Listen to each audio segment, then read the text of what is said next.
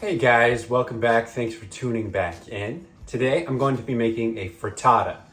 If you're unsure of what a frittata is, it's basically a quiche without a crust. And you also cook half of it on the stovetop and then you finish it in the oven. Whereas a quiche you just fully bake in the oven. These are really great because you can throw anything that you have in the fridge more or less in them. I'm going to be doing a Greek style frittata today just because I have some feta and some tomatoes and spinach. But you could literally throw anything in here. You could broccoli, onions, and cheese, cheddar cheese, whatever you want. Totally up to you, but they're really delicious, they're really easy, they are super quick and also hard to mess up, like most things that I cook. So, I hope you like it. Check it out. All right, so when it comes to cooking a frittata, what you do first is you saute all the vegetables that you're putting inside of the frittata. Now for me today, I'm only doing tomatoes, spinach, and feta. So I'm not going to cook the feta, obviously, but I am going to saute the tomatoes just until they're slightly soft. And I'm also going to cook some spinach at the very last minute because it cooks really quickly.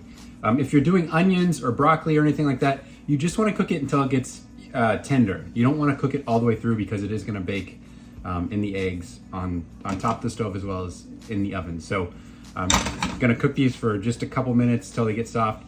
Then we're gonna throw eggs in.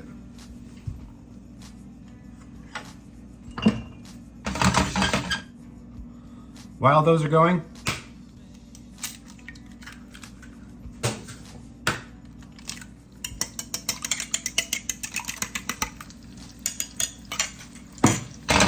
by the way, I'm doing 4 eggs for this size pan, but just do whatever kind of fills up the pan.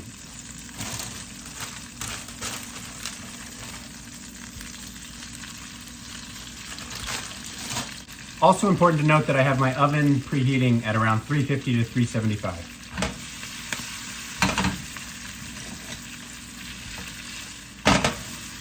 All right, now that these are kind of soft and tender, I'm gonna go ahead and pour in my eggs. I've got this on medium heat.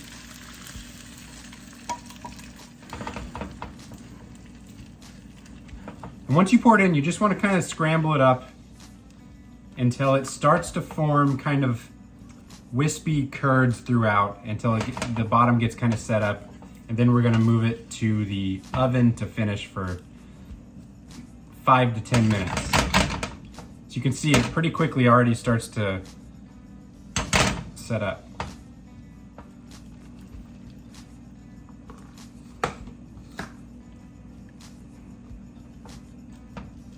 All right, so we've been sauteing this for about 3 minutes. You can see that there's some parts that are pretty firmly set up. The bottom is set up. It's definitely very wet on the top. I've seasoned it, I put my cheese in. So from here, we're just gonna take it straight into the oven. And this will be done in about 5 to 10 minutes, but really what we're looking for is just the top to kind of puff up, and when we touch it, it feels firm and bouncy, not wet. We'll see you then. All right, you can see it's all puffed up, cooked all the way through. Let's go plate it up. All right, so to plate this up, what you wanna do is you wanna work all the way around the outside. All right, so traditionally you just flip these upside down. You can definitely do that. I kind of like the top because the underside is just kind of cooked and brown and the top looks nice and fluffy and nice. So I'm gonna serve it up like this, which is what I usually do. I made up a little salad of arugula with some lemon and olive oil.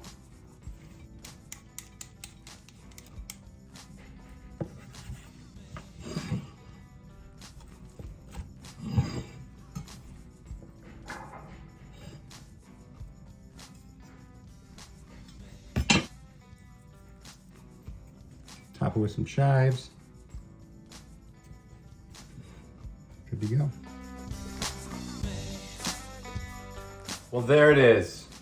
Super easy, super good. You can throw anything that you have in your fridge in there. Leftover, whatever you want. Ham, bacon, vegetables, anything. Yeah, give it a shot. Super quick, super easy. And these are good for lunch or dinner as well, not just breakfast. Keep that in mind. Thanks for watching.